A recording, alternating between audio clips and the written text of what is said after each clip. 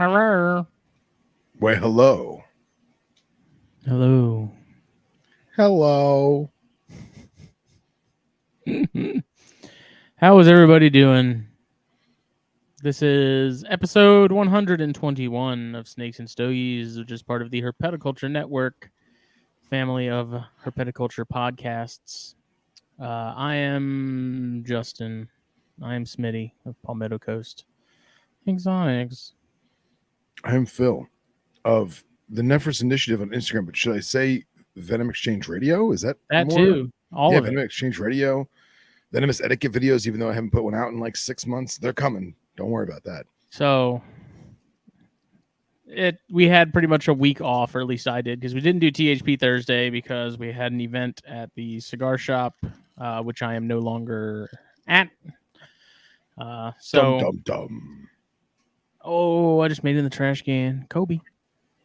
But today I started a new job.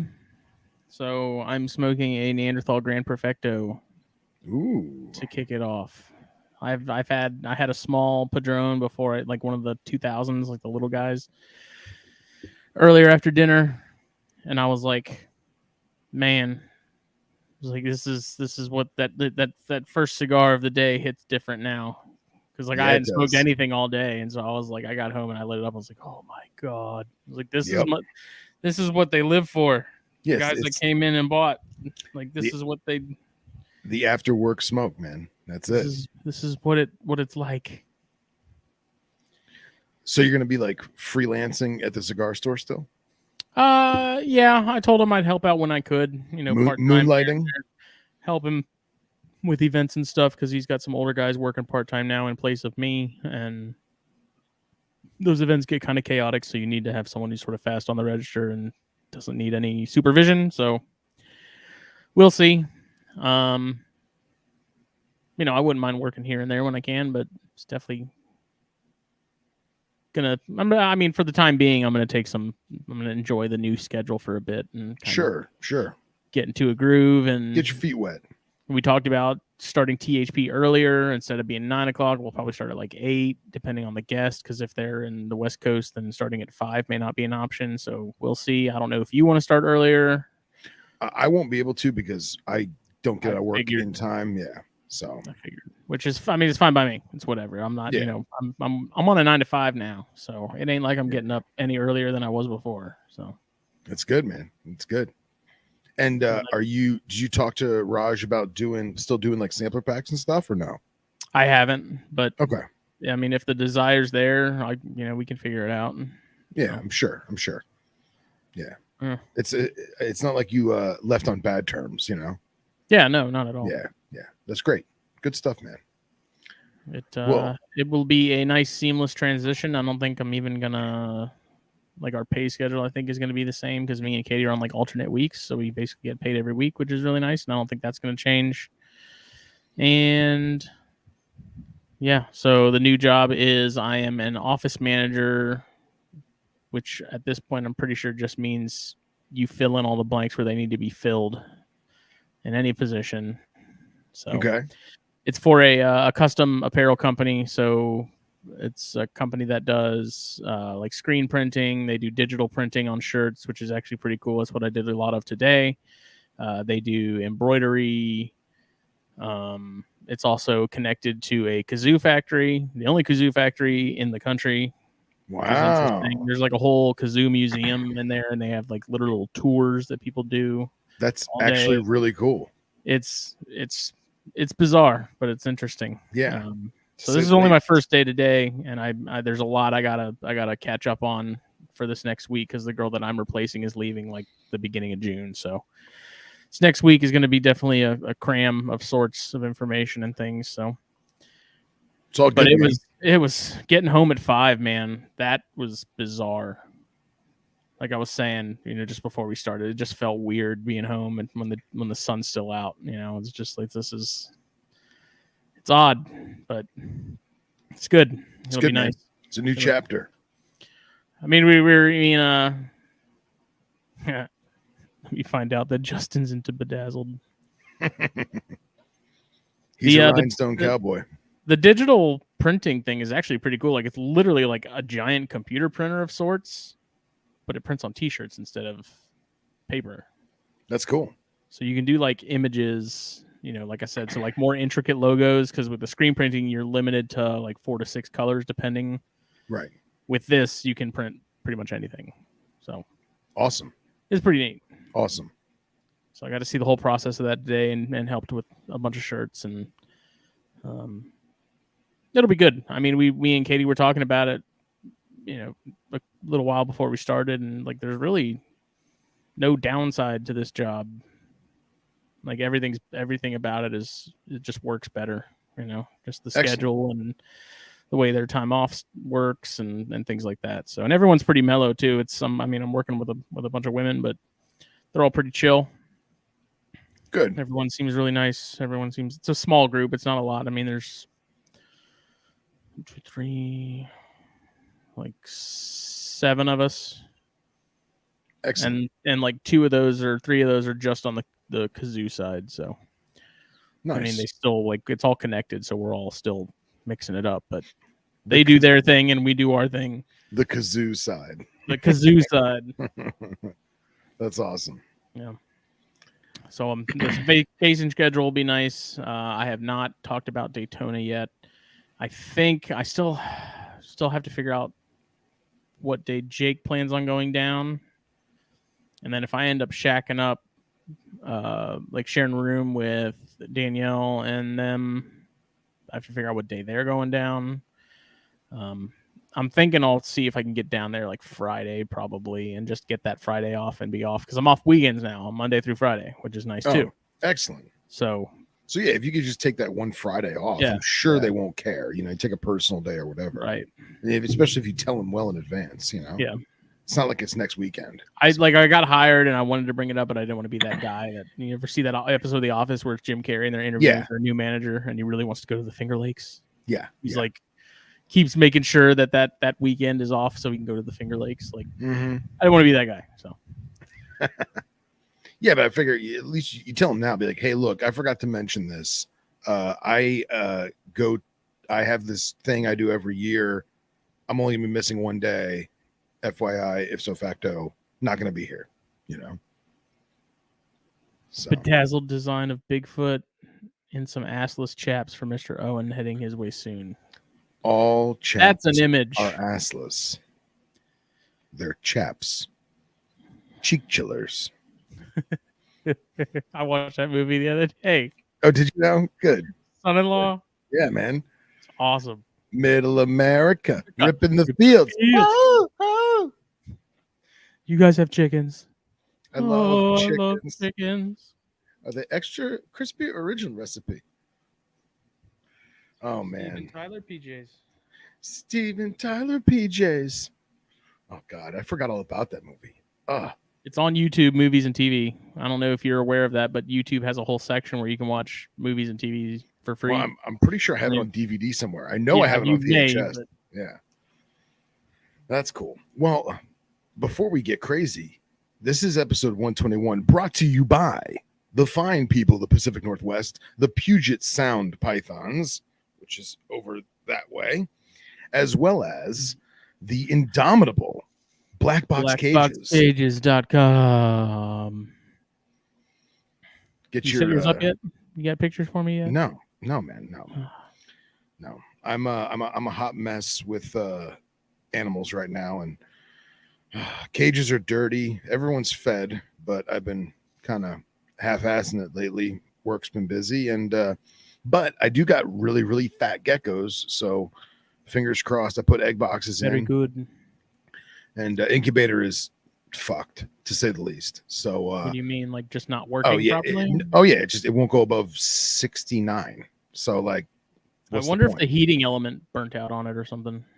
It might. I think this week at some point when I have a minute, I'm gonna unscrew the back of it and like clean the fans out and just get like a can of keyboard duster and like compressed air and just blow the whole back of it out and make sure that there's no family of 4 living in there. Right. And then turn on and see what happens. So there's a baby mouse and a used condom in the back seat. Really gross. Dude, you laugh, but when I lived in Jersey, my dad's Subaru would like not turn over, and he couldn't figure out for the life of him. It was like a new car. Everything was good. Whole family of possums. Dude, he had 2 nests of mice in his engine. 2 nests, 2 different families. Kind of funny that they would pick that as the place to just set up shop. It's like, if I turn this on, like you're all getting obliterated, right? Well, no, because it was warm and it was cold outside, and that's where they went. So, yeah. Gron asked if you're ready for Arizona. Mentally, yes. Physically, no. I still got to do some packing, some organizing, but yeah, I got my gear all together. I have my checklist of everything that I need to I'm going to be all alone that week. You are, my friend. You are. It'll just be me. No, it is nice though. I will say, like, to take a break periodically and have like a week off to sort of like feel refreshed and sort of coming back to it. And, it's nice to have that. And, this last week was no exception. It was the longest week ever because I was waiting on it to, be over so I could start the new job and stuff like that. And so it was like, of course, time was like, I'm going to go about half pace, what I usually do. Right. So, but yeah, I'm ready. I actually, I've been waiting to buy the right handheld GPS. So I finally got my Garmin and just you have one in your hand. It's called your phone. It doesn't work in the middle of nowhere, pal, as you and I have tested on many occasions. So I figured, you know what, let me stop beating around the bush and get it. And I did. And I actually set my store up to be a dealer because I'm that guy. Nice. And yeah, so I've been playing with that. And it's incredible. I've come a long way. Oh, yeah, it's come a huge long way. And I've used sat phones before, and I wound up getting an InReach from Garmin because I didn't necessarily need maps so much as I needed communication. Mm-hmm. So it has all the built-in SOS stuff, and basically I can text and send communications from anywhere on the planet with the exception of Antarctica. So, and I don't plan on going there anytime soon. So I think we're in the clear. Yeah, pretty much in the clear. And just going through it and learning it and like learning. I mean, I knew a little bit about topographical maps, but really learning like coordinate placement and then like realizing that every keystroke costs you money. You know what I mean? So like being mindful is to like you have presets that are free. You have certain tracking that costs money, and just figuring all that out. I've been having a lot of fun with that. So I'm eager to take it with me and pray to God I never have to use it. Pray to God I never have to turn it on. How about that? So also, before I forget, in other news, the May raffle has another week to go. So this time next week, the show next week, we're going to be drawing numbers for the raffle. So if you have not gotten your raffle slots yet, there's 2 left on the Tumblr. There's still some left on the Tumblr. I'm actually only shocked. 2 though. Only 2. Still. There are some still for the Red Coastal, and then there are still some for the Isopods and the Magnolia Pod Leaf package. So make sure you get in there. If you go to our Facebook page, Herpetoculture Network, or if you go to the herpetoculturenetwork.com, it'll be like one of the first posts you'll see at the top on the homepage. There is that raffle. So check that out. Get in while you fit in. What are you smoking? What was that? So this is the Good Cigar Company Rove. It's a Maduro Toro, but I went to go grab a Liga. I was like, man, I haven't smoked a Liga in like 3 months. I was like, let me smoke a friggin' Liga. And excuse me. And I already cut this. And I guess I had cut it and I was going to smoke it. And then something happened. I was like, oh, I'll just smoke it later and put it back in the box and forgot about it. So it's like, all right, it's already cut. I might as well smoke it. So for those who want to see the band. Yeah, I'm not familiar with those. Yeah, the Good Cigar Company, it's a smaller company that basically it's kind of like the cigar of the month kind of thing. Okay. You know what I mean? Like I don't subscribe, but I've had people give me them over the years. This one came out of one of those like gift box type things. But it's cool because they have all different stuff, and the samplers are usually legit samplers in terms of a wide assortment of tobacco spectrum. And I've had this one for probably about a year, just sitting there. And but I cut it like probably a month ago, so it's in good. It's good. Looks like a good size. Mm-hmm. You're not lit all the way though. You're right, I'm not. Yeah. So raffle, still slots left. Check it out. We're up to I think $650 total raised for ASF. So it's very good. I would like to crack 700 if we can. That would be pretty awesome. Updates. So my female Bairds that I paired, so she's a Mexican type. I won't say she's Mexican for sure because I don't know the background info on her. I paired with my larger hypo male Bairds. She laid a clutch. It was only like 7 eggs. 5 of those are like really like water balloonish, like in terms of consistency and stuff like that. I don't know if they're good or not. They're in the box. We'll see what happens. 2 of them seem like your normal, like hard-ish shell, like thicker shell. Those 2 I have faith in. The other ones I'm not so sure, so we'll see what happens. Loma Alta girl, I think might be laying right now. She's been in her lay box since I got home. She's buried in there deep, like covered. So I'm hoping when I wake up in the morning, I'll have some eggs from her. I'm hoping it's a decent clutch too. I mean, she's full of eggs. She looks like she's good to drop. So we'll see. Got a lock on the blood red pieds, which was cool because I'd been trying them, not long after they came in, and she wanted nothing to do with him. And then I walk in the other morning and they're locked up. So hopefully he got the job done. Yeah, so 4 clutches in the incubator. I actually pulled out. You saw the whole conversation about the Dion's eggs, I assume. I did not. I've been out of it. I've been out of group chats. I haven't been on Instagram. I've been out of it. So I originally went through my book, Dr. Messenger's book, to look at incubation times because I read a lot of conflicting stuff. Like John talked about it last week, how, 2 weeks later they hatch. Right. I read some of the more northern stuff takes longer. So I went into that book and I had some papers on hand. I pulled those up and read through those to see exactly when I can sort of have a rough timeline of when I'll have hatchlings. And in that, I was looking at temperatures for incubation, and I had set my incubator to 84 because I had corn eggs and Baird's eggs. Sure. And so a solid temp. Yeah, I mean, it's like the happy medium. Like you don't want them to go above 90, but you can do them a little warmer than 80. So yeah, they were at 84 for probably about a week. And then I messaged. We were talking about it in the chat because there was a picture of some really nice melanistic Diones in Messenger's book that were Matt Most's snakes. And so, of course, I was like, Matt, do you still have these? And he sure does. They're really cool looking snakes. But nice. While I was thinking about it, I was like, is 80? I originally thought I had set it to 82. I had it at 84. I said, is 82 too hot? And he said, yeah. So I was like, okay. So I pulled him out and I actually just put him in my room because I think ideally a better temperature is like 77 to 80. Okay. And so I was like, well, that's pretty much kind of where my room hovers most of the time anyway, especially now that it's warming up. It's getting hot down here. I don't know about down there, but it's been hot. It's getting hot. Yeah, it was like 93 today. Yep. So I pulled them out of the incubator, set it back to 82 and a half, I think.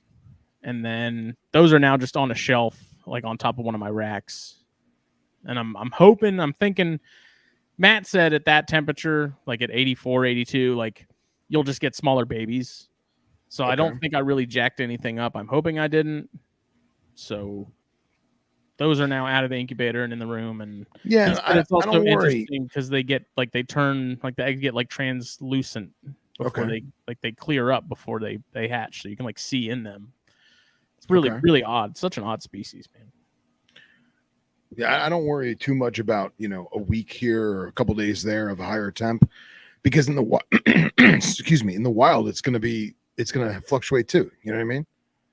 You're gonna have your ups it's just and downs. the difference being is I doubt they see 84-degree temperatures, even buried in a natural incubation chamber or whatever you want to call it. So I guess I did not pair my rhinos. Rhinos won't be ready until probably next year.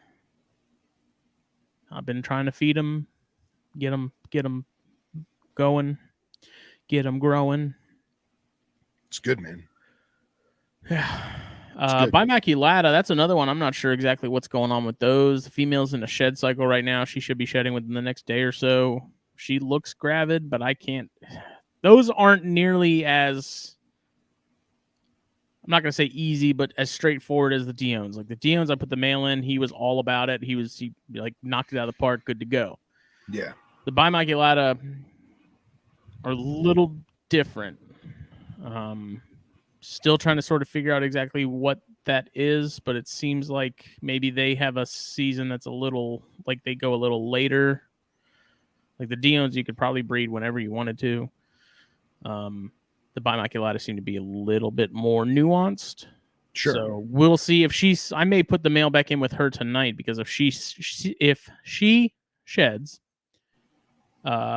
someone at one point was telling me, or I read it somewhere, I can't remember, like fresh sheds from females, especially with those Elafe, like really gets them going. So I can imagine. We'll see. Like I said, I think she might be gravid.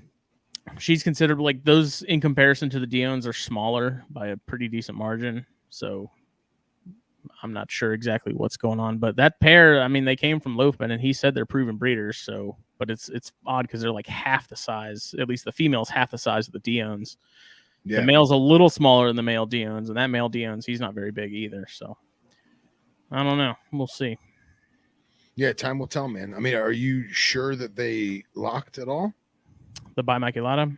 Yeah. I never saw anything. I'd see them curled up together periodically, but no actual like confirmed locks.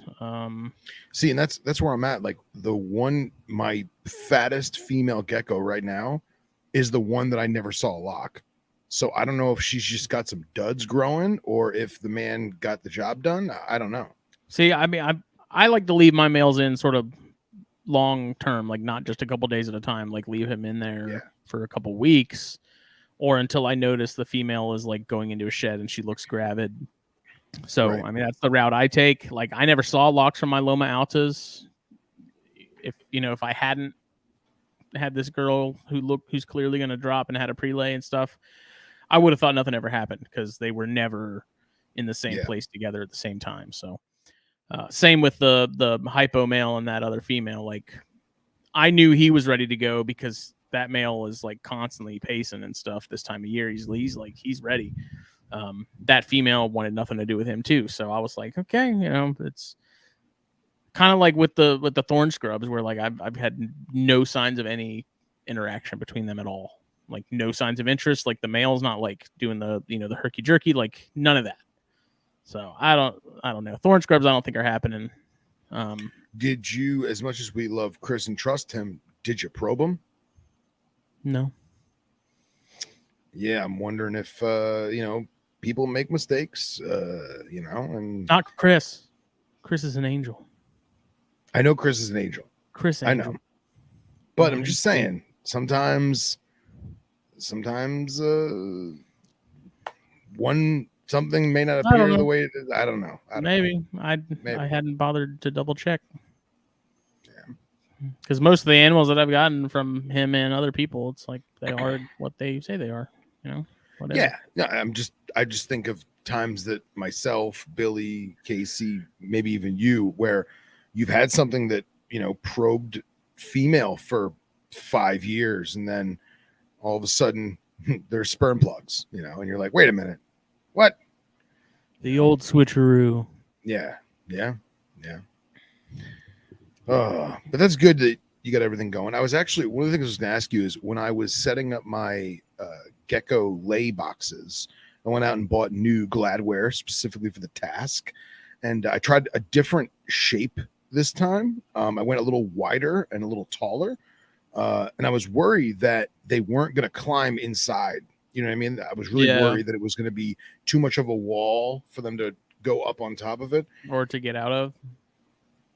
I don't worry about them getting out of it because I mean those things climb like crazy. Believe it or not, they're always trying to get out the top of the tub. But I found poo on top of it. So I was like, all right, if there's poop up there, like they were clearly in there, right? You know? Right.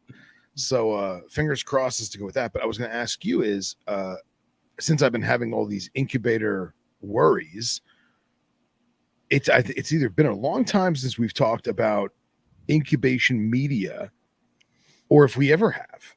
And I was going to pick your brain. I'm sure we've touched on it, but I don't think we've ever had any sort of dedicated conversation. Yeah. And I was going to say is, I don't know if you want to give, what you do for your animals, and I'll do what I do for my animals, and kind of give a back and forth on how we have our egg trays or tubs or whatever you want to call it.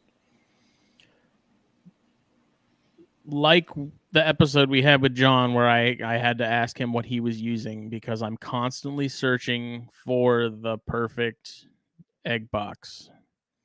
Like, I feel like I will never find this box. It exists somewhere. I don't know where, but I've got literally like 4 different shapes and styles of egg box in my incubator right now with eggs in them, because that's just what I had. I'm sort of testing to see what happens. I've got the Sistema boxes, which I've talked about. I like a lot and I've used. They are more expensive than a lot of other Tupperwares, but I think they're worth it. And then I have some stuff from like Dollar Tree, because I love Dollar Tree. And it also... It completely depends on the species too. So like the way I incubate corn eggs in terms of how I have that set up is going to be fairly different from how I have Boiga eggs. Stuff like the Gonyosoma, everything that I've read about those and incubation, which seems to be the sort of the hardest part about those in terms of getting offspring, is they need to be kept the eggs themselves need to be drier. They don't need to be touching wet media because they don't do well. They have problems. So for the corn eggs, I just have a layer of spag, that's not like sopping wet, but also not completely dry. It's fairly damp. And you put the eggs right on the spag? I put the eggs right on the spag. So I've done that for the Bairds and corns. Because I try to reuse. Let me go back. The egg boxes that I use for Boiga, they had a layer of aquatic plant soil, which I know I've talked about it before on THP because I used it for crested eggs and loved it. And then I have a piece of light diffuser over that. And then I would have a handful of spag on one end just to help sort of keep humidity higher without me having to add water to the egg boxes and stuff. And that's what I did with Boiga. So spag was on one end, eggs were on the other on the light diffuser. And I just set up the Dion's eggs in that box pretty similar. I just put a layer of spag over the light diffuser, and the Dion's eggs are just in that. So cool. It completely depends. I love that APS stuff. I have not tried it as far as like burying eggs in it like you typically would with like vermiculite. The reason I like it is because it holds moisture really well for a really long time, and when it dries out, you can tell it's dry because it's a completely different color. So it's a lot like like I guess you could say it's like a crushed sort of terracotta, sort of clay sort of material.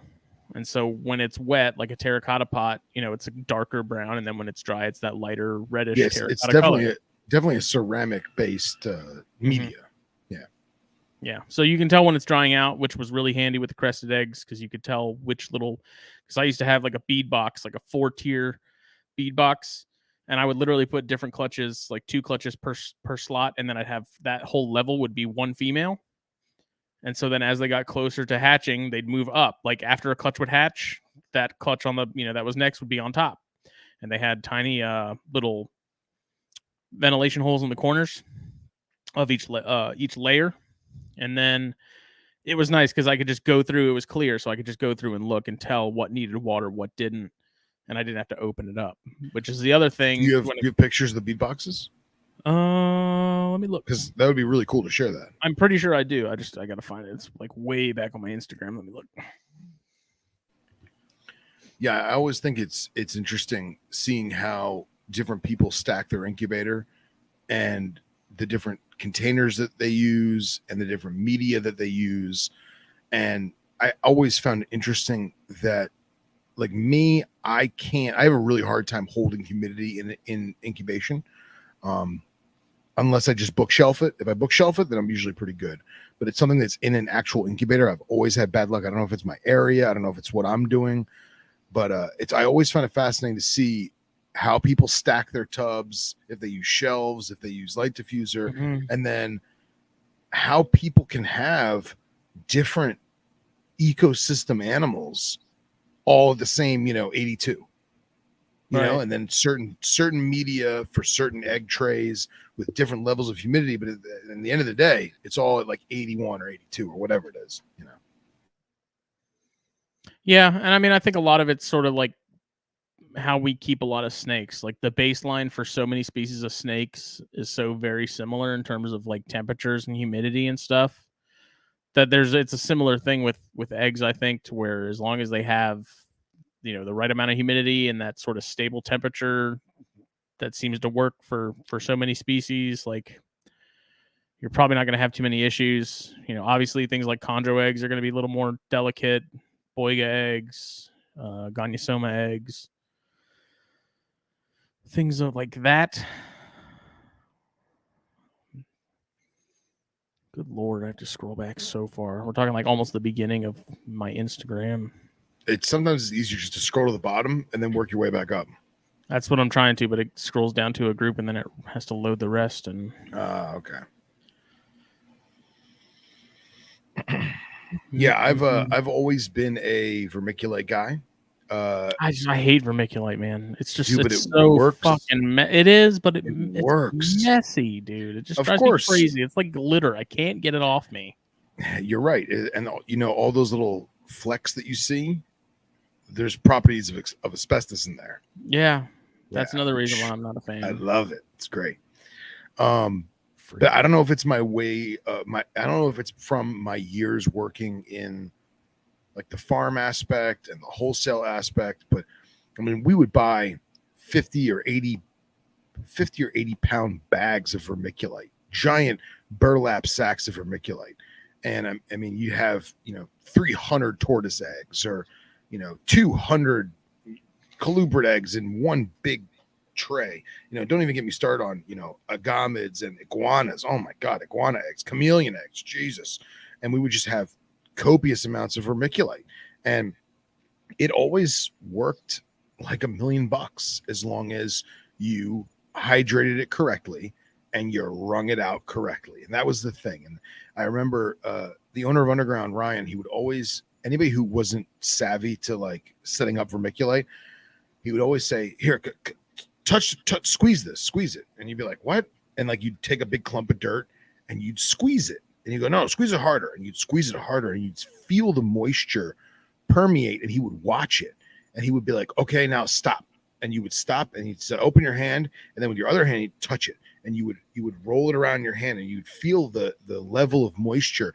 And I loved how he had learned that from doing it. Just so many years and so many season after season after season of getting it just right. And he would say, okay, for, sulcata tortoises, you're going to do this much here. Take the little ball that I made and you touch this one. And, you touch the little clump of dirt that he handed you. Be like, oh, okay. I feel the difference, And I've also think that I lean towards vermiculite more because I've had really, really bad luck with perlite, where in my mind, I was like, oh, it's this miracle media and I'll just add water and leave it alone. And like, I come back like weeks later and I'm like, man, these eggs haven't hatched. And like, it's just sand, just dry as a bone, So I think I'm kind of damaged in that regard. That's why I kind of stick to what I know, Very untrusting. Very untrusting. But I'm also really eager to do like what you've done, where you've explored the idea of trying not different media, but augmenting it by adding springtails to it. or adding Svag to it, you know, or the light diffuser. One thing I've really wanted to try was in the case, I mean, like Svag is obviously antimicrobial, antifungal. But that doesn't mean that fungus isn't going to grow on the eggs. You know what I mean? You still got to be mindful of that. Yeah. Especially by me where it's, you know, a bazillion degrees humidity. But I really want to try using chlorhexidine as a hydration source. Whether I know some people have used like hydrogen peroxide and they just let it sit for a little bit because it's pure water once it's broken down. Right. Yeah. I remember you had talked about doing that. Didn't you do that with one of the cyania? I did it with some vermiculite. I don't remember if I ended up ditching it entirely or what. Okay. But... Yeah, because something I've wanted to try is wetting the Svag in chlorhexidine. Because obviously the moisture will stay there, and it's just why use water when I could use a water-based liquid that is also antifungal. So I don't know. This is just thoughts I had in my mind, you know. And now that I'm probably going to have to make some kind of half-ass incubator in the next week or two, hopefully, God willing. I haven't really decided what I'm going to do. So here's sort of a picture of it. And so each one of these trays is a female, because she would lay an egg, and by the time she another egg hatched, she had more waiting. So these all stacked on top of each other, and I don't. You guys can see my mouse, right? Yeah. Okay. So there's a little hole right here. Let me see if I can zoom in. I don't think I can. I drilled a small hole in each corner there. That's just some airflow. And then what was nice about these dividers, and I got this at like Michael's or something for anybody that's interested. This was slightly raised, so this wasn't flush. These dividers weren't flush with the bottom. So when I poured water in here, it would also sort of diffuse to the other ones if they were getting all a little drier. And then what I would typically do was just take my mister if one seemed drier than the others, and I would just water it down around the egg. And it worked pretty well. Let me see. Oh, another little hack here. PVC caps. They're super soft, so they cut easily. Make little hides for cheap. Oh, nice. I may not. I know I did a video on it for sure.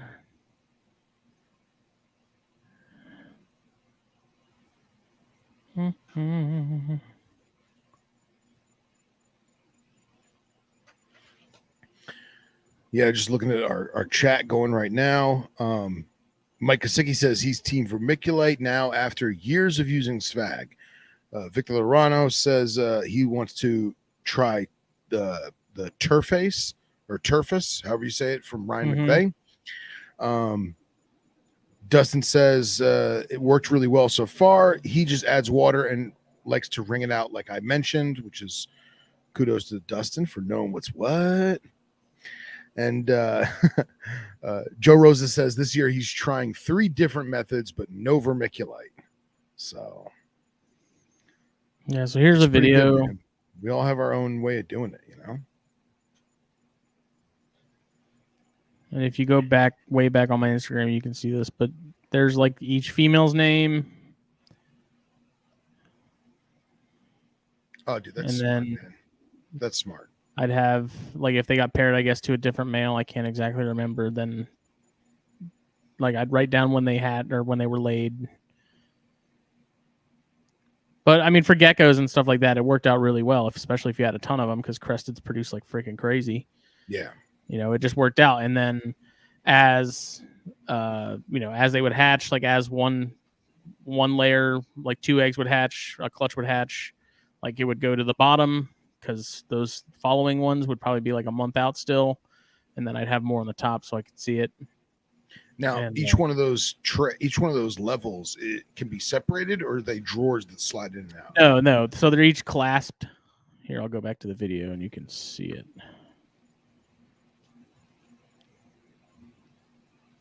Oh, okay. I see the latch together. Yeah, so you kind of had to be careful because if you didn't latch the right ones and then you lifted it up, you would have a tray fall. I mean, I never had that happen, but yeah. So each one of these is just clasped to the top one, which, So, like I said, just made i.e., it lift nice from the bottom. yeah. So the lid is compatible with any of them. So that's great, man. It was just a cool little tower sort of deal. But Yeah, here's a good example. You can see what's wet and what's dry. Oh, okay. Right good. here, that's dark stuff. That's wet APS, and this is dry APS. Dry, wet, wet. Nice. Mike Kazicki says that he found vermiculite is much more consistent in holding the proper moisture. He also used dry vermiculite last year to suck out moisture from eggs that were laid in a water bowl. That's fantastic. I didn't even think of that. Oh, yeah, that's a good idea. Yeah, that's actually pretty awesome.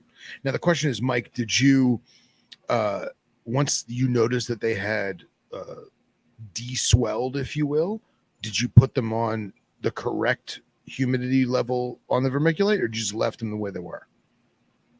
So Billy Jenkins says the Tower of Power. Yeah.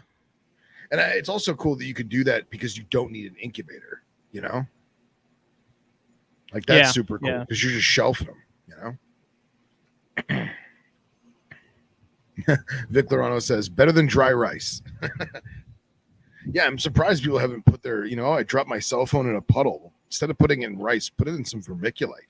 It'll suck it right out.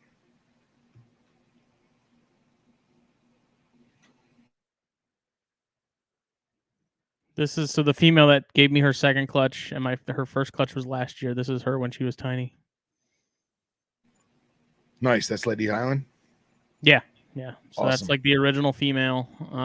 And it's funny because looking at these now, like her offspring were fairly similar with like it started out with kind of that higher orange between the saddles, but then fading to more of like a silverish, brownish amalgamation. Very cool. See, this is something I want to do with snakes, like holdbacks. So like this was a graph. I'd weigh all the crested babies, and you can tell right here is the point where they started taking dubia. Oh, nice. That's awesome. Once they started eating, like this was just Pangea. And then once they got on roaches, like that's their growth over the course of, what is that, like a month? Like it's wild seeing, and this is just on a spreadsheet. Like you just do this in Excel or, Google Sheets, whatever. Yeah. Put in your weights and your dates, and then you have it formulate a graph. And like this is the case of all the cresteds that I had that ate dubia.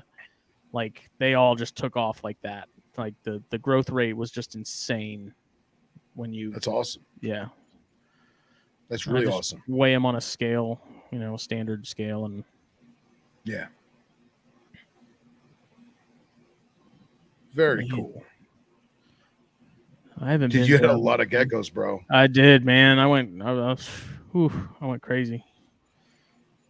How many did you have? Your most at once? I think it was somewhere between 60 and like 80. Jesus. I think, and that was a ton of babies, though.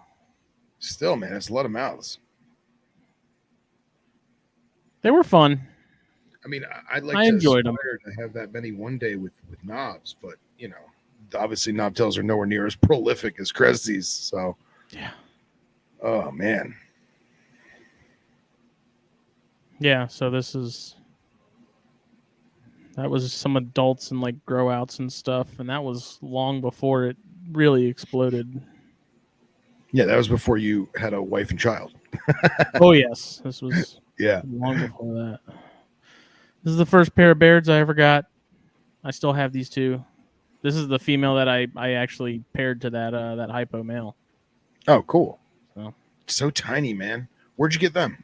Charleston Repticon. Like I said, they were sold to me as Mexicans. $100 a pair. You won't see that anymore. Yeah, right. You're welcome. At the time, I mean, I didn't know any better whether they were or were not Mexicans. Like I said, the male fits the bill in terms of phenotype, but because I don't have any sort of confirmed, I don't pedigree. know for sure. Yeah. Yeah. All right. That's cool. But yeah, I saw that Camacho in there. Yeah, man. Here's more of these graphs, dude. I mean, look at that. Had a weird little dip right there. And that's grams. See, this is 0 through 9 grams, and we're talking jumping from what is that, like 3 to 8 in a matter of 3 months. Now, is that one gecko or is that all of them? No, that's one gecko. Like I had all of them. So what's that one little I had dip? 1 million of them. Yeah. I'm not sure. That one, this one, I'm thinking it might have been one that it would take roaches sometimes, and then sometimes it wouldn't. Okay. Because I found, like, with babies, I couldn't just throw some tiny dubia in a cup and expect them to eat them. Like, you had to, like, cut the dubia open, squeeze a little bit of the juices or jelly out of it onto their nose so that they'd lick it off. And then it was like, as soon as they tasted it, then they'd grab it and they'd eat it, and then you wouldn't have any problems. It was sure.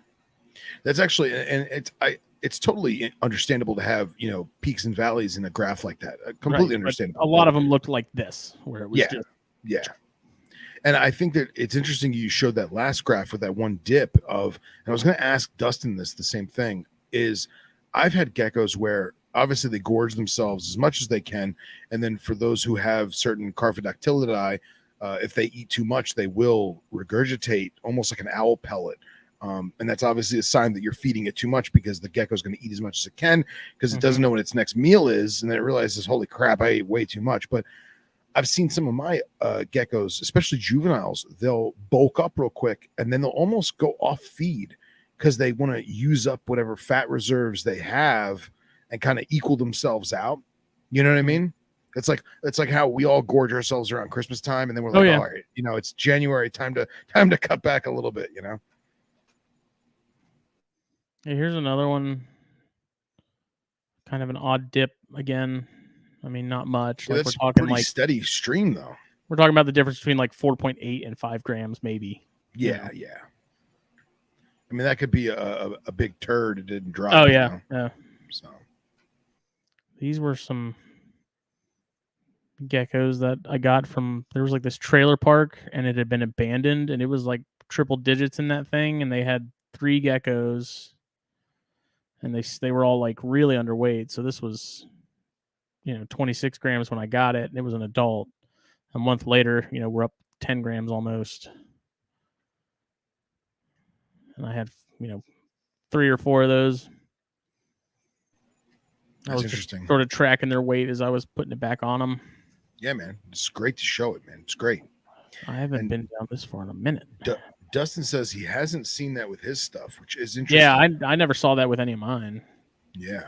I was going to say something I forgot. Oh, and Dustin, have you seen them, throw up the infamous gecko pellet? So feel free to comment. This is another thing I did a lot too, so I wasn't wasting Pangea, is I'd throw these cups in with my dubia, and they'd eat any of the excess. Like, these things would be spotless. Like, I could have reused them if I wanted to.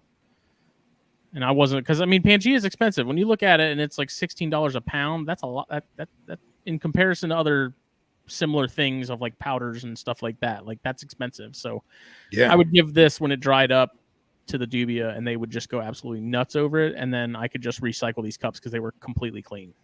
Yeah, that's awesome. Like, clean enough to eat out of. I'm not even joking. Like, there was nothing left. Yeah, that's great.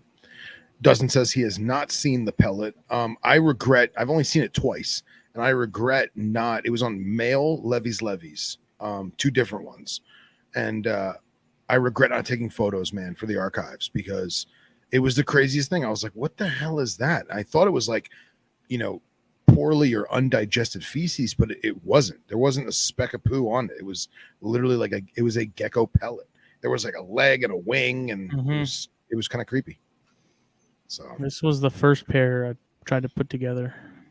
Well, I did get babies out of them, but good looking geckos, man. I was like, I'm going to take one from one end of the spectrum and one from the other end of the spectrum and see what happens. And the results were not great. Okay.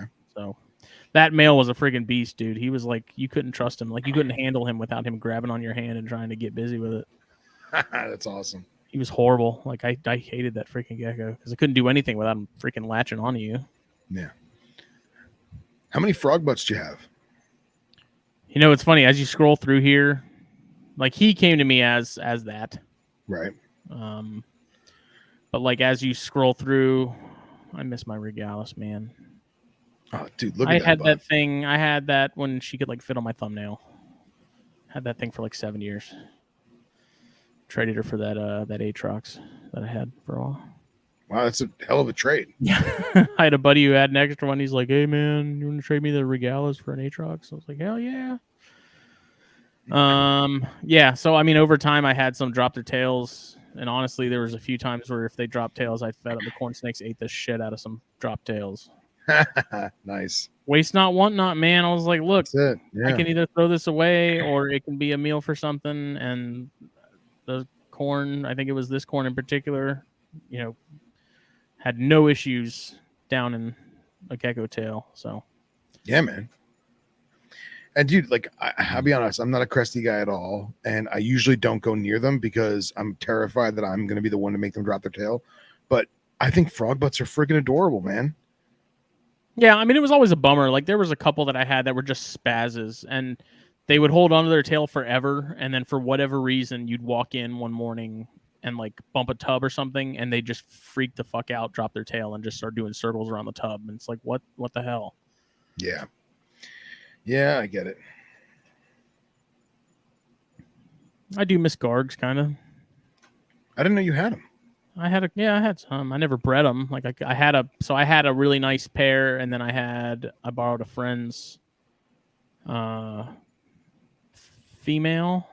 No, maybe I had two females, and she let me borrow her male, and I never got anything out of them. Like, they never made anything happen. I don't know why, but I tried. I just had I had a handful of small ones.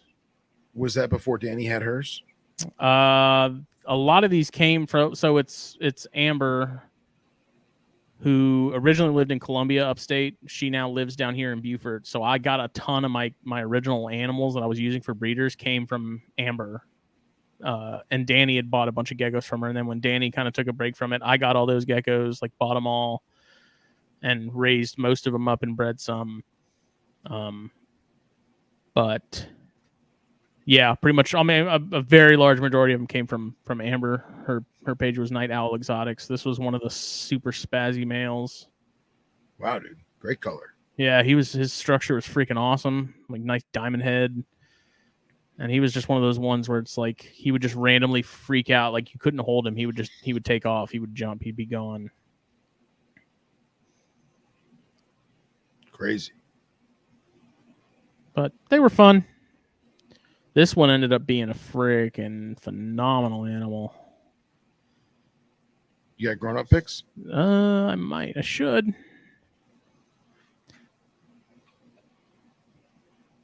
That's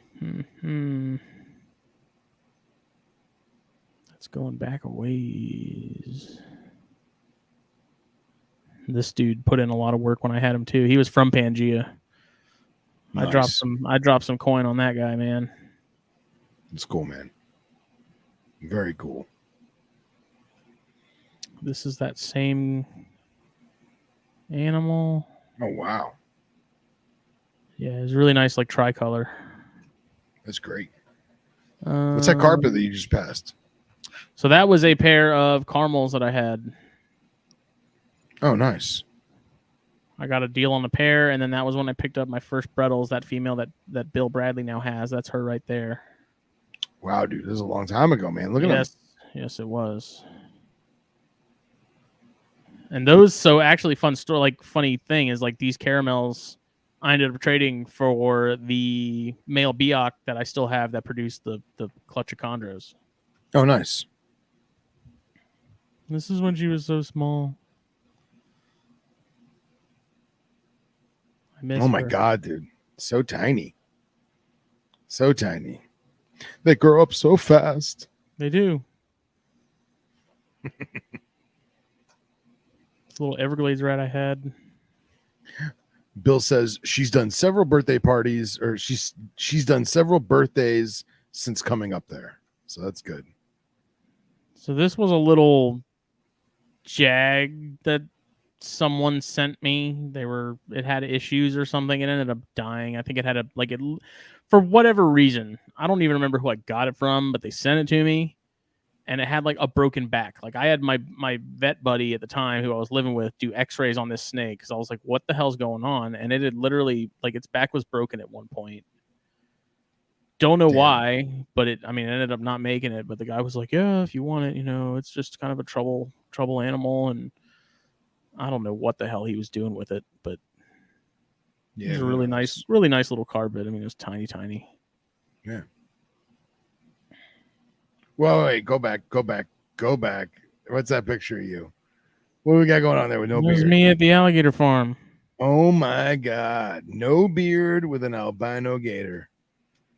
Anybody who's listening to this in their car on their ride to work, you need to watch it on YouTube so you can see a juvenile beardless Smitty with an albino gator. Yeah. So I love how we started on incubation and it just morphed into. Well, it happens. It happens. But you never found the picture of the Cynodon with the moss and the light diffusion and everything? Oh, I didn't know I was looking for that picture. Oh, I may not have asked. Forgive me. Let's go back towards the top. Chondros. This is long before those, I think. There's some pictures of eggs themselves.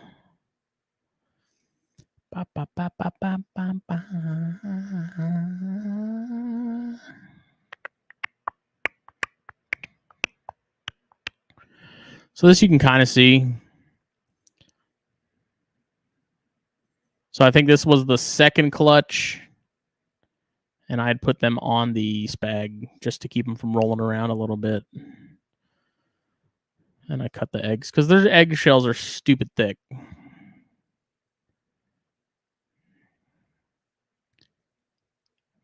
Maybe that was the first clutch. This is when that clutch of corns hatched last year. Joe Rosa has some of these. This is when we were in Texas. Oh, Phil just up and left. A walk down Smitty Lane. Phil didn't even tell me he was going anywhere. I thought these came out sort of unusually dark. I could be completely wrong, but I don't know. Go back. Let's see. That was the Baird's clutch. I think that one actually ended up dying after it came out of the egg for whatever reason. So this is a pair that I keep having. Like, I have yet to get anything from. I tried them late last year, just in a one-off to see if anything would happen. So the female right here, male right here, both. This is a Beaufort girl who's from over the bridge, and this is my Ladies Island male. They're together right now, and I don't know what the deal is. Like, they're not making anything happen. This is that same female. Wild caught as a tiny thing, tiny baby. This is when I got those tesseras or that honey tessera from JT at Silent Hill Reptiles. I don't think I have any pictures of the actual. I'm sure I do on that article that I wrote about the cyanea. Sure. Steve Poole, help! I've fallen and I can't get up. Look at how tiny they were. Oh my God! What's the date on that? It was October 21st, 2021. Oh wow! They did grow a lot, man. Dude, the female's like triple that. That's crazy. Ridiculous. Henrietta and Marv.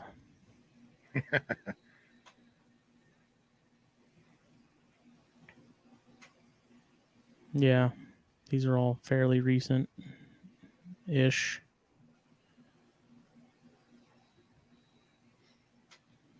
So yeah, back to incubation. I think I'm going to do vermiculite just as a precaution in case I wind up not having a real incubator. Like Underground has a ton of it, so I'm just going to go buy some from them.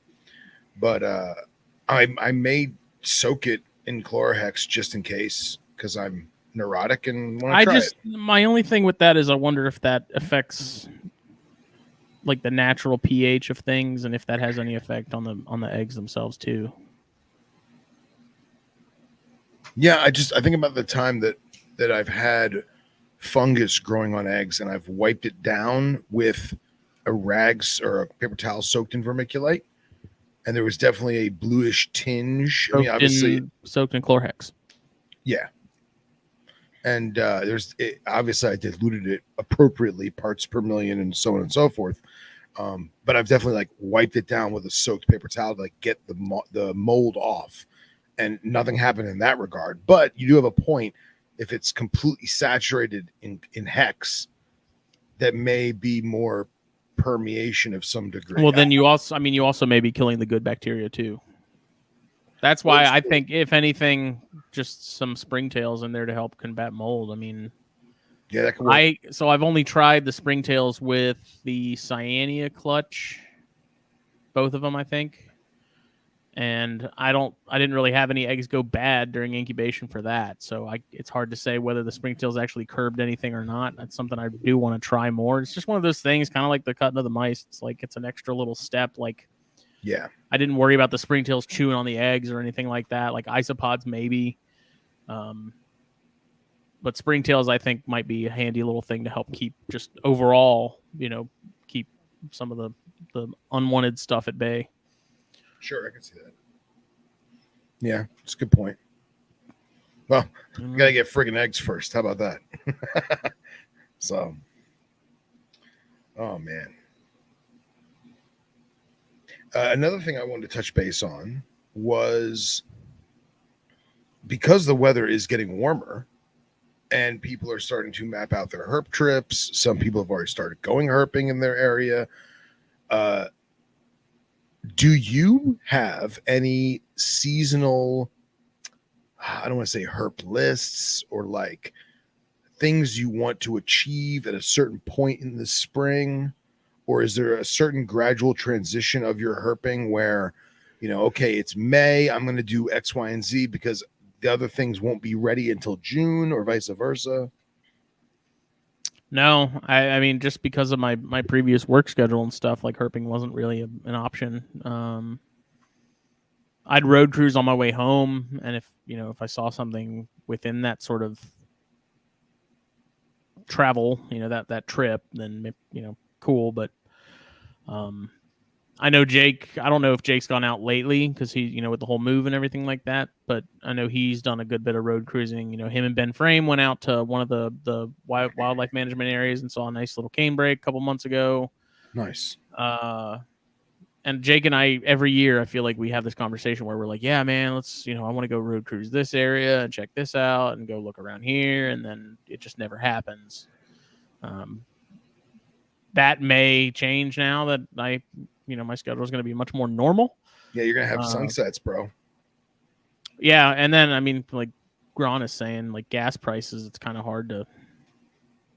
Right now, it's hard to justify because, I mean, I usually only put like $20, $10 at a time, and that doesn't really get me as much as it used to. Yeah. So, yeah.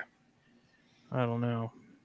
But I know Jake and I have talked about going out to, little Edisto trail area that me and Katie walked a couple months ago. And there's Bratz has some really nice little areas out his way that are good. It's just a matter of now figuring out when we can do that, and making it happen. And then I do have some tin laying around on my parents' property. So usually on Sundays, I mean, me and Jake for the last 2 weeks have like live streamed them on Instagram as we're flipping some of the boards and stuff out there, and we never find anything. So, how's Mount Mousemore? It has, so there's the original one, which is now like been covered over with pine needles, thank God, because the people bought that property. Oh, really? So it's now unless you're standing on it, you have no idea that it's even there. And so now it's been moved across the power line, like actually onto my parents' property. Because that property in particular, that's been vacant since well before 2004, like when we moved, when my parents moved into the house that they're in now. So no one had ever bought that lot. No one had ever done anything with that lot. So I was like, that's where we'll just start piling some stuff up. Now it's been bought and we've switched over to a different area. But I put a couple of small pieces of tin around that thinking this is going to be like a magnet because it smells like mice. It's a giant mouse pile. Nothing. Really? Never found anything under that tin. It's been there for like over a year now. Have you checked it at 2 a.m? No, I'm asleep at 2 a.m. Come on, man. You're a herper. Not at 2 a.m. I'm not. You take a little post-dinner siesta, and then you wake up at like 11, drive over to your parents' house, say goodnight to them, go flip the tin and call it a night. I'd rather just wake up the next morning and check their pool skimmer box because there's usually some sort of goodies in that. It's mostly toads, but hey, Billy Jenkins says it correctly. Won't find any if you don't look. Yeah, but if you do look and you never find any, then you're not going to find any regardless. So what's the point? Yeah, but I'm saying is just because you don't see anything during the day doesn't mean there's not some, yellow rats or corns or something in there at night. I find more snakes in the mouse shed, not even looking for them, than I do looking for them. I get it. And no more copperheads. And it's almost always a yellow rat. I haven't seen any copperheads. I don't know. It would be nice to walk in there and there's a pristine corn just chilling. That would be great. But it's never corns. It's always yellow rats. I think it's the same yellow rat because there's this little like yearling sized one, maybe 2-year-old. And he's the one that I posted the video of a while back that was in my grow out bin that had eaten like 2 of my hoppers that were in that grow out bin and killed another one and never ate it. And so I released him with a full belly and all, and then came back like 2 weeks later. And I'm almost positive it's the same snake that did the same thing again. Ate a mouse, killed another one, never ate it. Just left the body. So grab some Applebee's. We don't eat Applebee's. This is a Chili's. This is a Chili's house. This is the house of Chili's. Dude, I think I chilied out Anna Maria. We had gone like a bunch because there's one right literally rock throwing distance from her house. And I can't remember what I said the other night. I was like, where do you want to go for dinner? She says, I don't know. And I was like, I gave her the look. I was like, and she's no, we're not going there. I said, okay. She doesn't know what she's missing. Oh, she does. She does. No. See, that's the problem is you people that have a Chili's right there within arm's reach, you don't appreciate what you got because some of us don't have that luxury. Yeah, but dude, I'm stuck with the Longhorn Steakhouse. See, I like Longhorn. Longhorn's good. It's too rich for my blood. I really do think that you guys should check it out at like midnight. Seriously. Maybe. Yeah. I mean, do it on Friday night. Here's the thing. Here's the problem is Jake is convinced that 30 minutes after sundown, all the snakes go away. What? I don't know where he got this idea, but he says it all the time. He's like, yeah, man, that's like the best time to look is like 30 minutes before sunset, 30 minutes after sunset. After that, you're not going to find anything. I'm like, bullshit. That makes no sense at all. He's a strange boy. Because I'm like, that's crap. I was like, that's stupid. Yeah. I see. By me, depending on the habitat. I mean, like, obviously, a full moon is a different story. But... yeah, full moon's a different story. New moon, very different story. But by me, depending on the habitat, you have key species that are coming out at key times of the evening. You know what I mean? So, like, for example, if I hit the cane fields and I want to find pygmies, I need to be there 20, 30 minutes before the ball of the sun is below the horizon. Now, and just because the sun has officially set, that doesn't mean that it's dark. I still have 40 minutes to almost an hour of light. It's just literally crepuscular twilight action. So if I can get there a half an hour before, I'll probably see a pygmy, but I'm not going to see a colubrid for at least 30, maybe 40 minutes after that ball has gone below the horizon. So ribbons, garters, water's usually first to come out. Waters will come out at twilight and then stay out until, 9, 10 o'clock. But like king snakes, I won't find a king snake until maybe an hour to hour and a half after dark, like full blown out dark. So actually one of the earliest king snakes. Yeah. Because it was like, yeah, okay, then we spent, we wasted our time driving from spot A to spot B in Texas and, until 1 a.m. if that was the case. It was like, I don't know where he got this idea from, but he's like, he tells me every time. And I'm like, dude, there's no way that doesn't make any sense. Like that doesn't add up. But here's my thing though, that what I just said also applies to like we were saying in West Texas is that we weren't going to go look for Alterna at 8 o'clock. You know what I mean? We'll look for Alterna at 10, right? Or even later. So I don't know. I think it's definitely species specific, and you're not going to find, I just don't think you're going to find a corn snake under 10 at noon or even at 8, 9 in the morning. It's going to be too hot by then, in my opinion. I don't know. We do have barbecue here, just so you know. But we don't have a Chili's.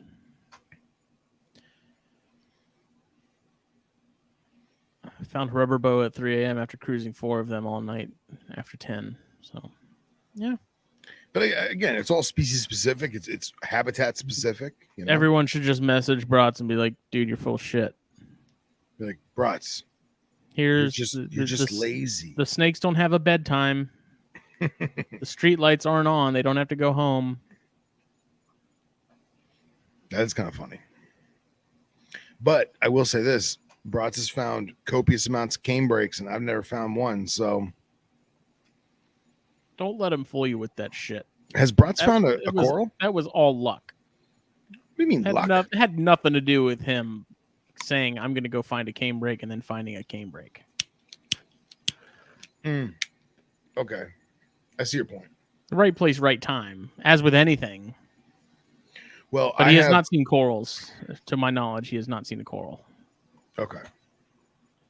Well, so yesterday I was at Anna Maria's, and one of her family members asked me about cottonmouths because they're not animal people at all. You know what I mean? And they chase you. Well, that was the thing, is that he was asking me from he's a pro animal. He's an animal lover. He gets snakes in his yard. He doesn't kill them. He shoos them off, and I commend him for that. He's a stand-up fella. But his question was, is it really true about the whole chasing thing? Because it just didn't seem logical to him. You know what I mean? And he hasn't had one in his property, but he heard from other people, I had a cottonmouth in my yard, blah, blah, blah. And I was like, no, they don't chase you. And I gave him the whole rundown, an abridged version. But I got to thinking, I was like, man, I haven't seen a cottonmouth in a good while. And then ironically, my cousin called me this morning, and he's like, hey, my stepdaughter's flying in for the week. She's never been in the Everglades. Like, we got to go. So tomorrow night we're all going to go, and I'm going to hit up one of the cottonmouth spots, and I'm hoping to find one because I got the bug now. I've been going through withdrawals. He's that swamp lion. I need that swamp lion. That swamp lion. You know what is a good sort of indicator of when snake season is picking up? And I know I've mentioned it before, but if you have like a local or regional snake identification group, there's one for South Carolina. And like I've watched it go from like very few posts in like early spring, late winter to like every day. There's like a lot, and I'm seeing all these really nice corns and stuff, and these people don't post where they are. Like, you don't know what county they're in or like what part of the state, and it just kills me because some of them I'm like, oh my god, look at that thing. And like, of course I sent it to like the group and stuff, and Mike Kosicki's like, yeah, whatever, it's corn. I was like, no, man, you don't understand. Look at this one. It's silver with orange saddles.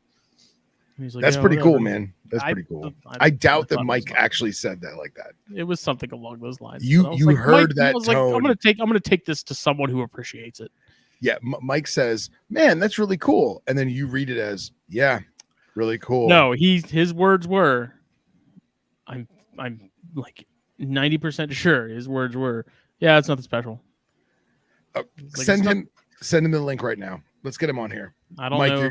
I don't know if coming on. Oh, he will. Mike Kosicki. Mike, I know you're listening. Come on down. Come on down. Canebreaker bust. Billy Jenkins, Canebreaker bust. Hashtag Canebreaker bust.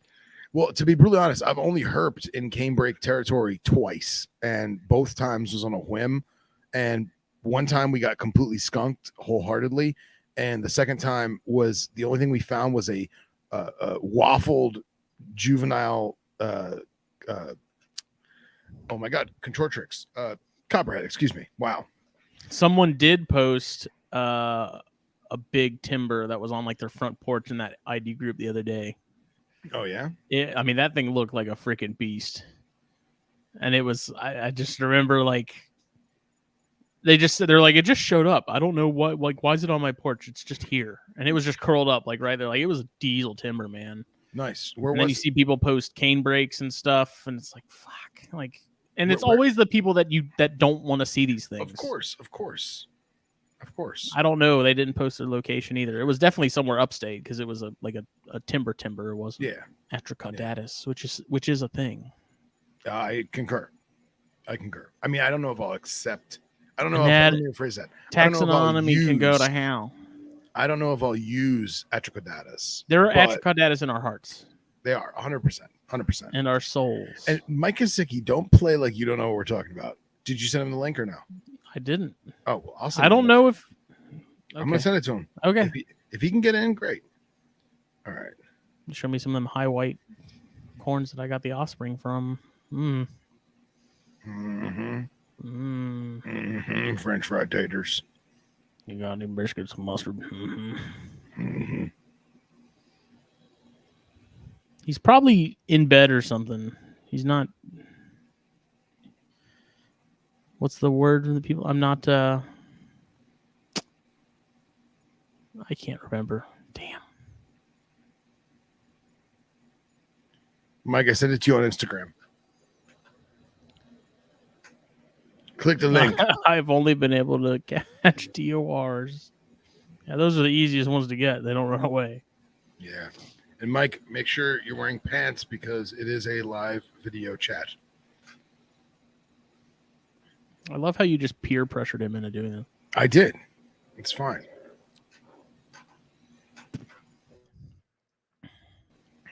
But yeah, I'm excited for the season. I'm not excited about gas prices like Dustin said, but I'm gonna try to not do so much driving and do some more foot stuff this year, just because I've done a lot of road cruising, man. I've done a lot of road cruising, and I'm wondering if I need to. I mean, just not get back to nature, but I used to do a lot of hunting. Let me rephrase that. I used to do a lot of armed nature walks, if that makes any sense. and I kind of fell out of hunting. I mean, I still love it. I still consider myself an outdoorsman, but the appeal of the herping is greater than the hunt right now, if that makes sense. I don't know. Oh, it's just, man, it's freaking miserable this time of year when it's like stupid hot and muggy, and the mosquitoes are out in freaking droves, and the sand gnats are just like in your eyeballs, and that's like when we were in Texas, like that was awesome because it was like breezy, borderline windy. Yeah. The nights were bearable. Like here, it's a swamp, baby. Fucking miserable. Yep. I don't enjoy it. That's why I'd rather road cruise. Gas prices be damned, but yeah, I just remember like as a kid, and I mean this was probably like 2006 or 7. Like me and one of the other neighborhood kids that I used to hang out with, we were walking around the woods and we found a baby copperhead, and like I bagged it and stuff. And I just remember the gnats just being in my eyes so much that it was like something out of freaking Green Inferno. Like they were just covered, and it was like I'm trying to like bag this damn thing. Meanwhile, I'm like being blinded, and I just remember that very distinctly. And I'm like, this sucks. Like, this is why I don't go do this shit this time of year. Like, I'll do it when it starts to warm up, and I'll do it when it starts to cool down. But it's like those warm months, man, forget about it. Like, I'm too fat. I'm sorry. I'll admit it. There's a Turkicus gecko in my garage. They live. Is that your first one of the season? I've never seen one. I mean, I had the ones in here, and then they disappeared, but I didn't think any of them lived. Look, you're herping already. There's one right behind my Oliva sign. Oh, man. Steve Poole says we need more live herping. So, Steve, first of all, I love you. Walking around the woods with a beekeeper's net. They do in Australia, man. They do in Australia with the flies. So, Steve Poole, you're a champion, and I love you. I've tried to do the live herping so many times, and every time the camera's rolling, there's nothing out. And the minute I hang up or I lose cell service or reception, that's when we find stuff. So kind of getting up there with the same reason why we don't let Casey Cannon drink while he's on the show. Similar, very similar. Ends up being fairly disastrous. Yeah, it can be. It can be. Mike said he's literally eating right now. Probably some of those forbidden wings too.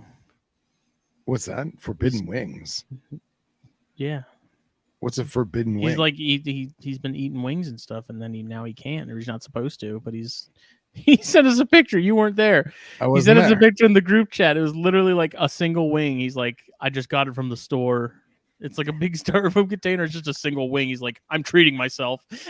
Oh, poor Mike. Oh man. The doctor said I'm not supposed to eat anymore, but screw him, man. I got a wing. It's just a lonely wing.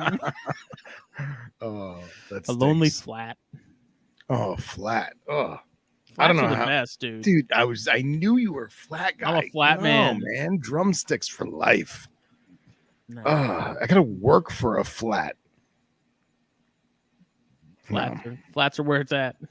Oh no, it's a waste, dude. I like a drumstick, one-handed, and keep the other hand clean for doing whatever I need to do. Napkin, phone, whatever. No, two hands and a wing. Come on, and fighting words. I want to see this gecko come back out. This is what our show has become.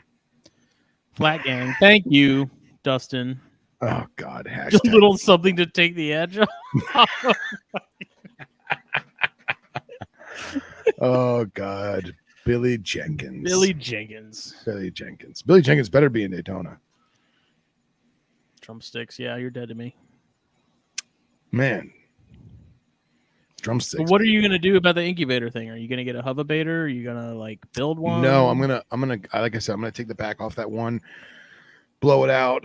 I'll check. If it ends up not working, though, like if it ends up not working, honestly, I don't even know if I'm gonna get eggs. But don't be Jake. Don't be Jake.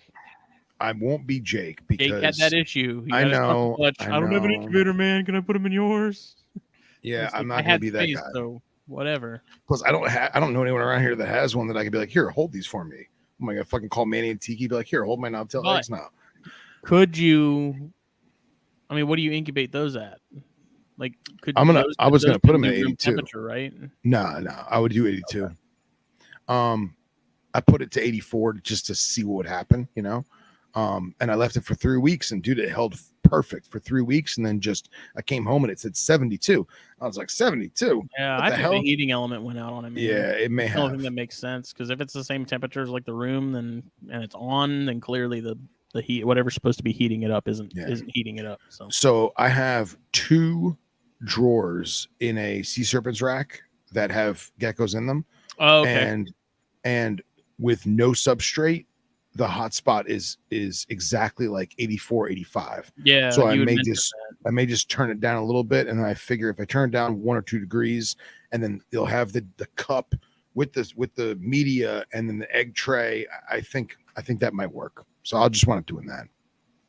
So yeah, I mean, you could even go as far as to like drill a hole big enough to fit just fit a probe in like perfectly to where there's no like space around it, and then keep it in there, and be able to at least see what's going on in the box itself.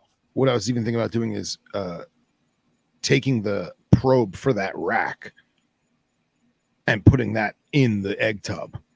You know what I mean? Because if it would be interesting, because as it gets closer to that late term, it's going to start generating some heat. That is true, but again, it's not going to generate enough heat that's going to affect the adults at all. They're not right, care. But you would still see like at least some. Oh yeah, yeah. I thought about taking the deli cup and then cutting a notch in the rim, right? So I could just put the probe in, close the lid, and then have the wire just That's what I did for all the cords in the Ackie cage. I took my soldering iron and just made notches in the lining of the tub and the lid, so that the lid would just drop in. Yeah, that's cool. That's what I did when I first got knobtails. I was all neurotic about humidity levels, and I went out and bought like an idiot. I bought like 12 of those Exoterra digital hygrometers, and I stuck one on the front of every single tub, and then wired it all through with and did the little U notch. And after like a year, I was like, "What the hell am I doing? Desert lizards. What the hell am I doing with this?" Vic asked, "Do you have a large styrofoam cooler, a strip of heat tape, empty water bottles, and a thermostat?" Yes, Vic. Ironically, I do have all that, but I would probably just buy a Hofabator if I was really concerned. So, but yeah, it's a good point. Good point. That is something too. So mine is a wine cooler that has a glass door, and I purposefully get see-through containers, and I have a flashlight so I can check on things without having to open the chamber itself or the egg boxes to see what's going on. I mean, I will open them up, once a week or whatever, so there's, some air circulation, some fresh oxygen. And that just makes life a lot easier. Like, I don't have to dig through everything. I can just do my little check with the light, and cool, everything's still kicking. So I highly recommend, if you end up doing going the wine cooler route, finding one with a glass front. Well, and that's the incubator I have now is glass front. I'm really hoping that it's something easily fixed, because dude, I hate opening things. I hate opening incubator in Florida, man. It's just so, especially down by me, dude. There's so many horror stories from friends, man. And I mean, I got lucky over the years that I never had an issue. I mean, shy of like some fuzzy mold on some monocle cobra eggs that I wiped off. I've had some fuzzy mold on some Calicelesma eggs that I wiped off, but other than that, that was it. I've had other friends that lost entire clutches of Gilas, entire clutches of Beatids. So I don't know. Just because they opened it and some sort of spores or something got in there? Yeah. Basically, is they opened it too much. Instead of opening it 3 times or maybe 3 times during that incubation period, they opened it every other day. They're like, "How they doing? How they doing? How they doing?" And it's just letting in invisible spores. Well, I mean, even then, you really don't even have to open the egg boxes for the first half of incubation. It's not until they get to that later term where the oxygen exchange, amps up, and they do need some fresher air to be coming in. So yeah, I mean, to open them up constantly for the first 2 or 3 weeks or month or whatever is not really needed, unless it's something, I guess, that is a more sensitive egg that could probably appreciate some of that. I don't know, but. Well, I definitely told myself that I'm going to at least every 10 days, 2 weeks, I need to check things, because I've been the bonehead who was incubating infertile eggs. I've been that guy. And I've also been the guy that was like, "Oh, that substrate's perfectly fine. That media is perfectly fine." Meanwhile, it's dry as a bone, like we talked about earlier. So that reminds me, I need to charge my egg handler. Did I ever show you the egg handler I got for Christmas? You did, but you should whip it out again, sir. Metaphorically speaking. Let me see. Ooh, I'm glad I didn't click Amazon on the tab with the stream. That would have sucked. Amazon. Oh, the Smitty wish list.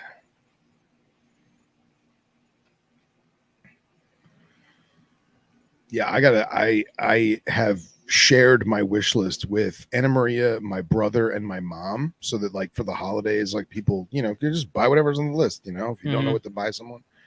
And then I like go to add something obscure, and I'm like, no, because they're gonna see that and they're gonna be like, he wants that. And like, meanwhile, everything on the list is like $200 edition Chimera books. Yeah. I just put those on there. It's like, I don't expect you guys to get these for me, but if you're feeling particularly generous. Yeah. So it's one of these guys. Nice. It's a laser pointer circa 2001. It's freaking bright as shit. Like, you don't even have to be in a dark room. Come on, picture change. Damn it. What happened? I don't know. This thing isn't doing what I want it to. Bezos leaves, and here's what we get. Oh my God. Yeah, so this is it off, and this is it on, in case anyone was wondering. You know what bothers me about the on picture? Is that they did a black background. They should have done a white background so you could really see what it looks like. Do not test the eggs while charging. Don't charge over 3.5 hours. So, I mean, for $20, I think they're pretty nifty. It comes with these little, you put these on the top there, and you can, it focuses the light, which makes it a lot easier. Like, that's my biggest issue with trying to candle with just regular flashlights, is a lot of them now have convex lenses on the front to really amplify that LED light. And so it makes it very hard to get it in contact with the egg itself. This just takes that beam and focuses it into the egg, so you can actually see a little bit better. Mine doesn't have this. Mine only has the little phallic tip. Ideally, though, if I was going to get another one, I would get one that just takes like AA's or something and isn't rechargeable, because mine didn't seem like mine. I didn't even use mine, but maybe once or twice so far, and the battery just died while I wasn't even using it. So, okay. Made in China crap. Or you can get this one that's shaped like a little baby chicken hatching out of an egg. You know what I think is crazy is the term candling, because they used to use an actual candle. Did they really? Yeah, that's where the term comes. See, this they used to use an actual candle. A little tiny. Is this like a small one? Incubrite. Little pocket. And it's 21% off right now. See, that's cool. Like that. Yeah, if you were someone who had, an entire room full of eggs and you had to go through hundreds of eggs, that'd be great. Just kind of like put in your watch pocket, Mm-hmm. I might grab one of those to just do a review for the website. Yeah. Yeah. So all these like style ones, I think, are all just rechargeable. I don't think there's an option for Billy Jenkins says not a whole 21%. That's actually a pretty big discount, man. So actually, this one isn't that small because it takes 3 AAAs, so it's probably relatively normal sized. I don't know. Incubatorwarehouse.com. Yeah, I forget that like we're the niche market and it's primarily, poultry people. Those nerds. Everyone and their mother has a chicken. I love reading the bad reviews because it's almost always someone who just doesn't know how to operate it. Yeah, it's someone who's, bitching just to bitch. My box had a cut in it. My box had a dent. See, this guy's not bright enough. I mean, if you're standing outside in the middle of the day at high noon and trying to candle an egg in the desert, then yeah, you're probably not going to see anything. But in a normal room, that thing's plenty bright. People are dumb. Plain and simple. Humans. Mm. Yeah. Yep. Do you think so? It's an exoteric incubator that you have, right? Yeah. You think if you emailed them and were like, "Hey, can you tell me why this thing, like, is there a replacement part you guys can send me?" Well, that's why I kind of wanted to open it, because of like there's just a bunch of like dog dander in there. I'll feel kind of stupid. So I'm definitely going to open the back and go from there. I unplugged it, turned it off, gave it 24 hours, plugged it back in, turned it back on, and it's sticking at like 69. So I think you're right. I think the heating element may have taken a shit, just because. I mean, either that or the actual thermostat itself. It very, very well may have. I don't know. That's the only two things that would make sense to me.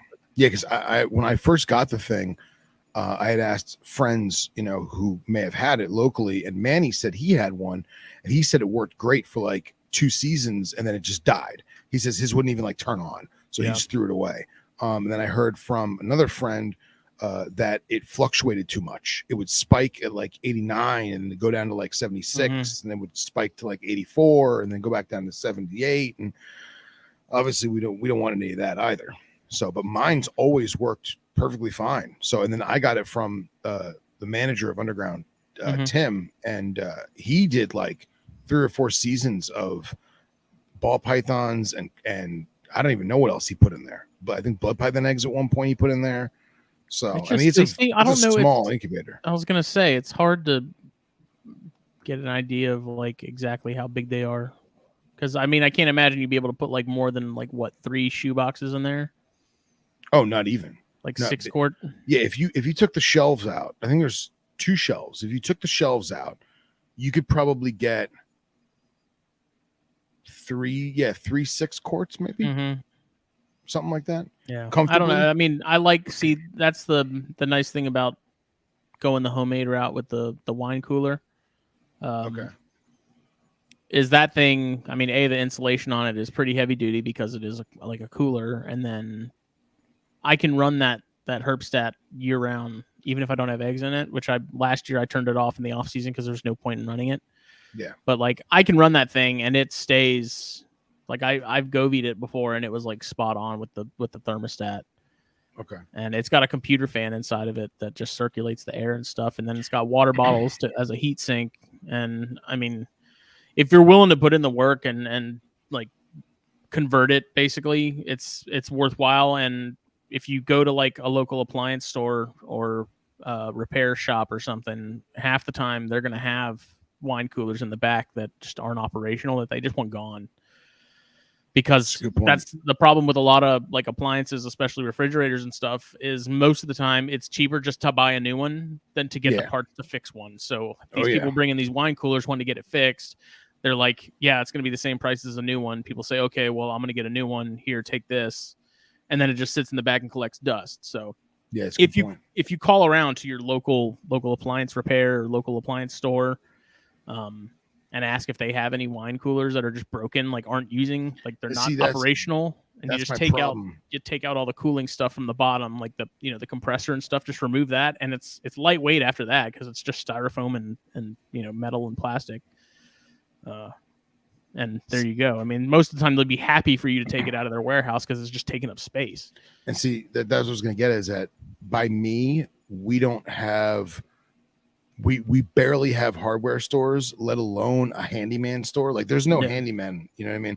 It's Lowe's, Home Depot, BrandSmart, and Amazon, man. That's it. I don't have like, the old timely cobbler, no, you go to Walmart or you go to Target. Well, or I'm not living in Diagon Alley, motherfucker. You know what I mean? But yeah, the old timely handyman shop that does not exist by me, unfortunately. So then check Craigslist and Facebook Marketplace. Yeah, well, and what is the deli cup that we always get baby neonates in? What size is that? I don't know. You know what I'm talking about, the tiny little deli cups that we always get babies in. I don't remember. But you know what I'm talking about. I know what you're talking about. Okay, so I can stack 5, 6, 7, 8, maybe 9 of those in there with no shelves. That's how big the incubator is. So, I mean, or I just say, screw it, and I call up Chris and buy a sea serpents, which I don't want to do because space is an issue and money and everything else. But if it's going to be an investment, who knows? So, Jake got one a while back, and he says he likes it. Yeah, so. Dude, Billy and Casey have an army of them. Mm-hmm. So, everyone I know. Billy has like that friggin'. I know. You've seen Billy's. It's like that giant. I brought it to him. Yeah. I brought it to him in the backseat of my car. So. I'm talking about he had like an old Coke fridge or something. So Did he get rid of that? No, so he has the old Coke fridge or whatever wine refrigerator. Yeah. He has that. And then I went over to Tampa with him and Casey, and we went and picked up the biggest sea serpents that he makes from Pinellas. Wow, my brain is shutting down. Sorry. From Pinellas Herp, we at the Tampa show, and we put it in Billy's truck bed and drove it from the show to his house, and then we all schlepped it inside. So, yeah. What I was thinking of in my backseat was I brought him 2 neonate racks from Chris that I drove from Pompano to Tampa. So, yeah, man, dude. Awesome incubators. Awesome. Yeah. That's what Underground uses too, man. And like they've got like 12 of them. They have a million of them. Yeah. Oh yeah. I think realistically, I think they have like at least 10 or 11 of them, at least. Mm-hmm. So for a while, they were doing some construction, and they put 1, 2, 3, 4. They had 5 of them in the venomous room. And we moved all the vision cages around and everything, and that was oof. It was tight in there, but those incubators are awesome. Can't speak highly enough about them. So, 'tis the season. Yes. At some point, I gotta sort of rearrange mine because mine has shelves too that like came with it, and I need to figure out a way to move things around so I can fit some more boxes in there next year. We shall see. I gotta figure out where the hell I'm gonna put all these babies. Yeah, that's I got another hatchling rack at my parents' house. But yeah, you may have to do the old deli cup stack. That's where it seems to be headed. We'll see. Yeah, deli cup stack, keep them for a month or two, and then ship them out. That's why, like, if thorn scrubs don't go, I'm like, cool, no big deal. Yeah, got plenty of other things to occupy my time. Yeah, definitely. And hopefully another clutch of bears. That'll be good. That'll be good. I hate bothering her, but at the same time, she's buried herself, and I can't tell if she's like laid or not. So I have to go in there very carefully. And like the tubs I got for lay boxes, I found these ones at Dollar Tree that snap on, and the lids snap on like tight. Like it takes 2 hands to get the lids off. And so now I feel bad because like when I have to go in there and look, I have to like try to be gentle about it, and then it almost always ends up not being gentle, and I don't know. Well, have you thought about getting one of those cell phone endoscopes? No. So they sell these. It's an endoscope with built-in LED lights.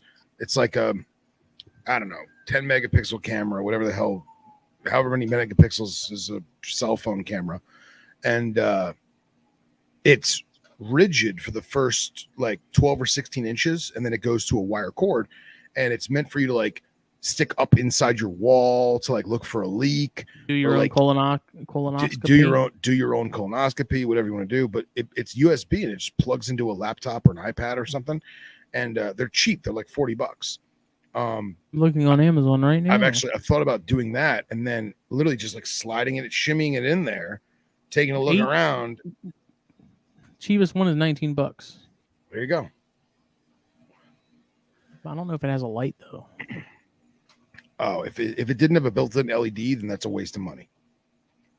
It better have a built-in LED. Or what? Well, because like the whole point is for like electricians and carpenters and contractor dudes and gals to fish the thing up the wall so they could see where a leak is or insulation or whatever. So, dude, I want one of those temp guns, but instead of it being like the gun, it has the thermal image. Oh, really? Dude, the freaking data you could get from that, especially with pythons and stuff doing maternal incubation. Yeah. And like yeah. egg boxes alone, and like your dude, caging and what is like odd hotspots maybe, or things that are. So for $200, you can buy the FLIR cell phone battery pack. And what it does is you take your iPhone or your Android or whatever, and you attach it to this very thin battery pack that is basically like a phone case. Mm-hmm. And your phone screen is the screen of the thermal imaging camera. It's $200. It's FLIR. And like, dude, that's what electricians use to see hotspots. This $19 one does have lights on it. There you go. But yeah, type in FLIR cell phone camera, and dude, 100%. FLER? FLIR.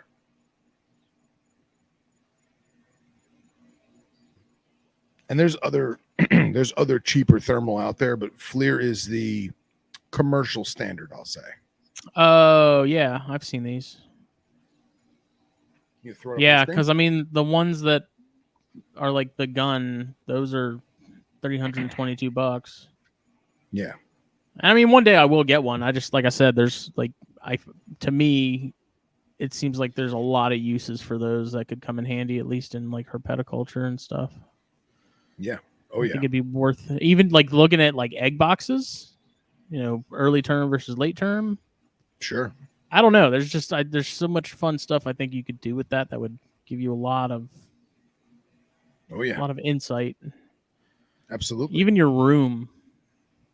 Yeah. The hotter side, the cooler side. I mean, you heard it from Dr. Loafman. He has that one wall in his room that's the cool wall, Yeah, FLIR's makes the one that I'm looking at right now too. It's the actual just unit itself. It's not a plug-in camera one. It's a separate thing altogether. Yeah, it's pretty awesome. Dang, they've got one that's got a leak detector, a moisture meter. Oh yeah. Like I said, they're like the commercial standard. Yeah. That's wild. Even if you took that out herping.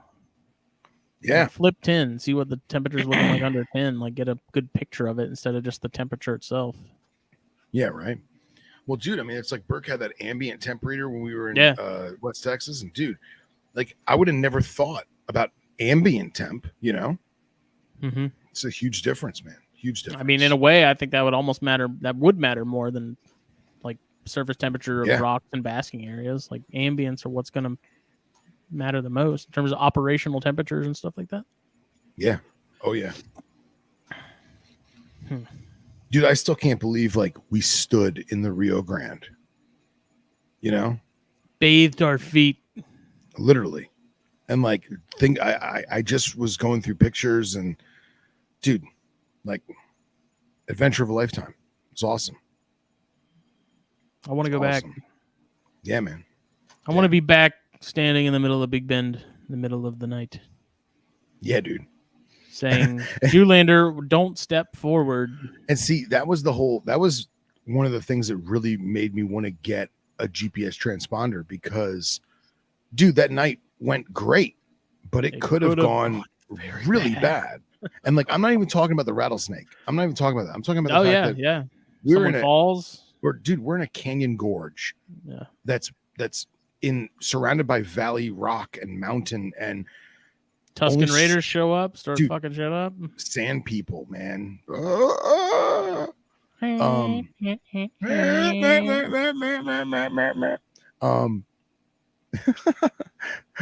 yeah, dude, thinking about skinwalkers, chupacabras, thinking about the dudes getting lost. Creepers. Yeah, thinking about getting lost and being able to get the hell out of there. You know what I mean? And like thank God Rob had been there before. You know what I mean? You don't need a GPS. I feel like Rob has the same thing that like sea turtles do. Oh yeah, 100%. They can feel the direction is the right one that they're going. Yeah, he has a built-in compass in his, the cosmic octopus guides him. Yes, the cosmic octopus. It's got one tentacle on the top of his head, like in Donnie Darko or something, and it just yes. He sees the thing through time. Due north. Yes. Bobby Pebbles is a freak of nature, in the best way. Well, as long as I have battery power and a clear view of the sky, I won't ever have that problem ever. So, yeah. Actually, and I like it. I got a cord where I can plug the thing into my phone and use my phone as a power source. So, rock and roll. Very fancy. Yep. You just have to keep an eye on Jake, buddy. He's small. He might desiccate quickly. Make sure he's hydrated. Take some graham crackers or gummy bears or something for him. Keep him alive. Oh. Well, make sure he has water in the proper footwear, unlike me. Wait, who are we talking about? Jake. Jake? Yeah. Isn't Jake going out there too with you? Oh, I have no idea. I thought he was. Oh, I don't know. It's news to me. I don't know. Who knows? I don't know. That boy's a mess. Does he have like Birkenstocks he wears? I don't know. I imagine Jake showing up to a mountain hiking trail with like work boots and steel toes. God bless him. Well, sir, is there anything else you wanted to touch base on this evening? Negative. Okay. What do you got planned for Thursday? Good question. I don't know. Fair enough. I don't know. Fair enough. we haven't done a one-on-one, but I also feel like our one-on-ones lately have been pretty whack. Okay. Because we didn't have a plan going into them. So I don't know. All right. We've got a couple people like in the pipeline, so in the queue. Yep. And you and I are going to collaborate on the trivia stuff. Yes. Yes, definitely. We will. I just didn't. I completely forgot about it. Otherwise, I would have worked on it last week, and so that's all right. You had a lot on your plate. I get it. We'll make it so. Rock and roll, baby. Gotta make some really tough ones. Yeah, ones that we won't even know. This episode was brought to you by Puget Sound Pythons. Check them out, Facebook and Instagram. I plan on being at Daytona. I'm going to try my best to get there. I don't see any reason why I shouldn't be, but we'll see. So, Puget Sound Pythons, blackboxcages.com, Blackbox Cages on Instagram and Facebook. Hit them up. Some of the best lead times one can ask for. Some of the best products one can ask for. I'm going to talk to Jake about maybe this weekend, depending on what he has going on, if we can do our video on his black box stuff that he got. So to give you a nice little view of a myriad of their catalog, because Jake has a pretty good bit of their stuff, more than I do in terms of variety. So he wants to, he wanted to do that, but he's been wanting to do it with the new camera and stuff. So, all right, cool. We'll have to make that happen. So excellent. Hopefully this weekend will. I've been falling behind on the whole 5 questions thing. I need to get back in the habit of setting that up. Biggest hurdle with that is just schedules. Everything else about it is pretty easy. So just start doing them again. Other than that, May raffle. Get in while you still can. 2 spots left in the cup. Herpetoculturenetwork.com. It's right there on the homepage. When's the next Venomous exchange? It was supposed to be yesterday, and I dropped the ball because I forgot to edit out some stuff. And it's not edit out like bad. It's edit out like we were international and had satellite interruptions. So I got you. I cut the thing up and made it good for air. I mean, let's be real. I really don't do any cutting. I kind of just add the beginning, add the end, you know. But this one, I'm going to have to go through and like cut out a bunch of dead air and cut out a bunch of segments where like the guest's camera cut out and like me and Nipper are like sitting there twiddling our thumbs, you know? So I got to go through and finish doing that. And realistically, Sunday should be good. I got a inventory for my work, which sounds like it's nothing, but it is a fucking nightmare. Oh yeah. So that's this whole week and into the weekend. So I'll be working Sunday all day. Ugh. But I'll try and get it out Sunday. So cool. That's it. All right. Well, we will be back Thursday night for THP number 160 something. 162, I think. I don't know. I got to look. But thank you all. Yes. Thank you all. Scott, we see your thing. I did not have a cigar. That was not me. Ha ha ha ha. I don't get it. There was a group chat and somebody posted a picture of what's his name from Drew Estate. Oh yeah. You said you look like Jonathan Drew. Yeah, I don't think so at all. I don't look anything like that guy. Get a bunch of finger rings and oh god, Long Island. Yeah. Yeah. Anyway, we will make especially tough questions just for Scott. Yeah.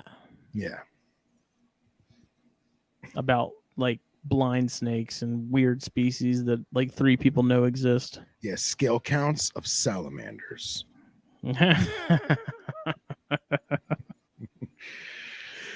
Okay, everyone have a good evening. Bye.